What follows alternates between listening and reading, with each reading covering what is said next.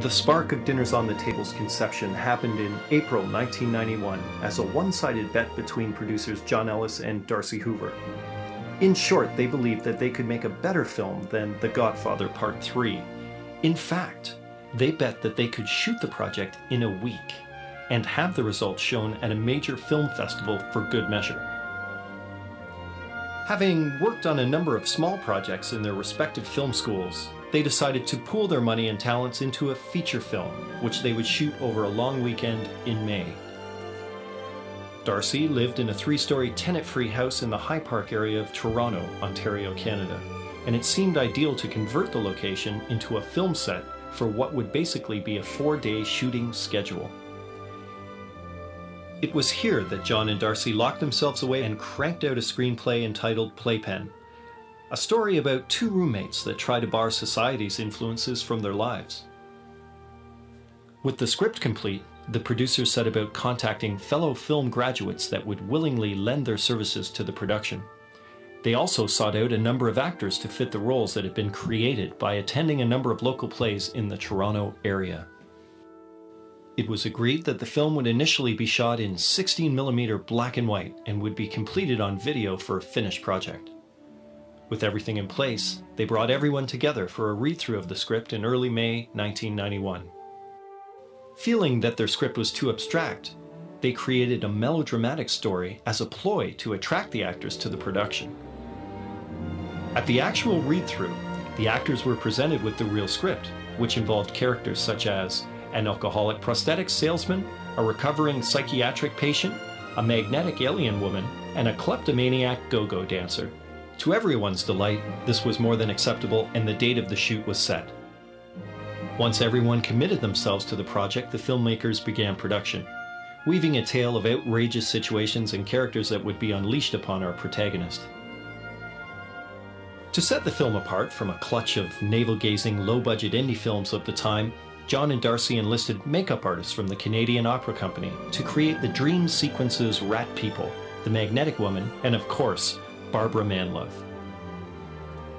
In order to make the most of the 4-day shooting schedule, the script called for the main characters to board up the house with cardboard and bed sheets to black out all exterior light. This allowed the shoot to rotate 24 hours a day as cast and crew caught up on much-needed sleep in unused rooms. Complex lighting problems in tight spaces were eliminated with the decision to illuminate the set with 200-watt light bulbs and reflectors. In essence, this would allow the actors to move freely through the set in the more cinema verite sequences of the film. All of the rooms in the house were used for principal photography, giving the project some visual dynamics. There were 2 sequences shot outdoors on the front steps of the house, and an alternative basement was used that was more appropriate for the tone of the film. With principal photography in the can, the film sat for 3 months without anyone looking at it. A silent screening was held one hot August night on a bedsheet in the backyard, and it was decided to continue with the next phase of production, editing. John Ellis had recently been enrolled at Concordia University in Montreal, and the post-production crew moved there in October of 1991 to sink the rushes. The original cast was reassembled to add an additional 25 minutes of footage to the film. It was this shoot that would guarantee the completion of the film to feature length, now known as Dinners on the Table. The second shoot took place over a concentrated 3 days in January of 1992, and with this footage, the first rough cut of the film was completed. Due to the film's comic nature, the producers decided that they wanted animated opening titles. The first versions of these titles were completed in July 1992. With the film assembled, the producers moved into the sound department of Humber College, their former film school, in August. There were several technical problems and time restrictions that curtailed the original vision of post-producing the film on videotape.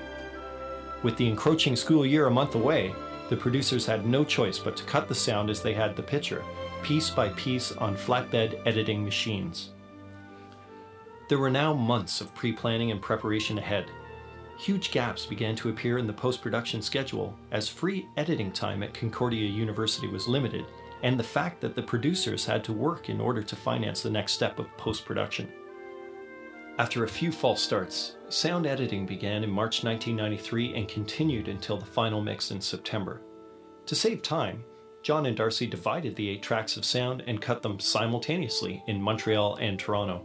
John kept the dialogue and music, and Darcy took the 5 sound effects tracks and recorded all of the Foley himself on a cassette recorder and cut them into the film. 5 songs were written and performed by a collection of musicians dubbed Spanish Plonk. A private screening of the completed film was held for cast and crew in February 1994, and much to their delight, the film was accepted at the Montreal World Film Festival in August of that same year. The producers spent the next 6 months planning the film's promotion. Posters, press kits, a trailer, and promotional material were created based on stills, footage, and the animated characters that appear in the film. In August 1994, cast, crew, and supporters arrived in Montreal.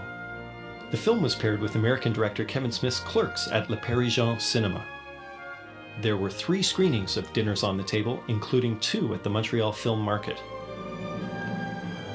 Despite the producers' efforts, the film was not picked up for distribution, but John and Darcy had become bona fide filmmakers and made good on their promise to shoot, complete, and publicly screen a wholly independent film at a major film festival.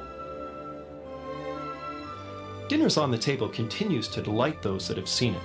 It has garnered favorable reviews in film periodicals, such as Film Threat magazine, and the film has gone on to participate in the Ottawa and Orlando Film Festivals in 1995. In 2004, 10 years after its premiere, director Darcy Hoover and editor David DeLucre released Dinners on the Table Redux. On this disc, you will find an updated version of the film that is closer to the intended spirit of the original script written in 1991. For those curious, the original 1994 print of the film is included on disc 2 for your enjoyment and comparison.